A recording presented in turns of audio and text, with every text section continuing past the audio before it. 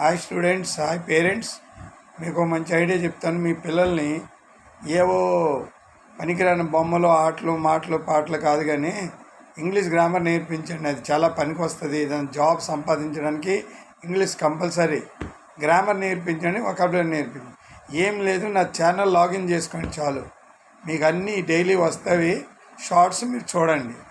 Noun అంటే ఏంటి, adjective అంటే ఏంటి, యాడ్వర్బ్ ఏంటి, కంజంక్షన్ ఏంటి, ప్రొనౌన్ ఏంటి, వర్బ్ ఏంటి, ప్రిపోజిషన్, ఇంటర్జెక్షన్ ఏంటి, వీటి వివరాలు తెలిస్తే అప్పుడు గ్రామర్ తెలుస్తుంది. నౌన్ అంటే నేమింగ్ వర్డ్స్ అని, adjective and qualifying the noun అని, యాడ్వర్బ్ అంటే show how the action is being done, conjunction how the action of two sentences are added, pronoun is used instead of noun, verb shows the any word of action, preposition shows the position, interjection shows the feeling అనమాట.